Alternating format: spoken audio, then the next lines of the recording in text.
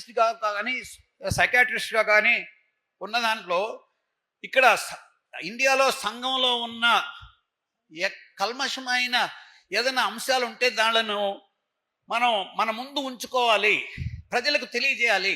Mass media అంటే ఈ cinema ద్వారా తెలియజేయాలా అన్నదాన్ని ఒక ఉద్దేశంతో, నాకున్న కళాతృష్ణతో నేను సినిమాలు యాక్ట్ చేశాను ఇంతకుముందు.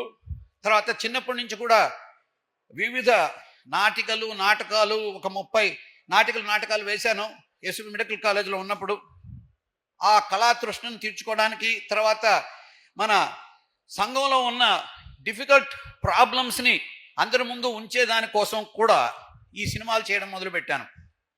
మొట్టమొదటిసారిగా అప్పట్లో ఉన్న రామానాయుడు గారితో హోప్ మూవీ చేశాను. దాంట్లో టీనేజర్స్ సూయిసైడ్స్ ఎందుకు చేసుకుంటారు అన్న దాని అంశం మీద తీశాను. వివిధ అంశాలు, దానికి నాకు నేషనల్ అవార్డు వచ్చింది, చాలా సంతోషం. తర్వాత చంద్రహాస్ అనే మూవీలో టెర్రరిస్ట్ అంటే ఎవరు, తర్వాత ఒక ఇండియన్ అంటే ఎవరు, అందరు ముస్లింలు టెర్రరిస్టులు కాదు అన్న అంశం మీద నేను సినిమా చేయడం జరిగింది. దానికి చంద్రహాస్, దానికి గోల్డెన్ నంది అవార్డు వచ్చింది, చాలా సంతోషం.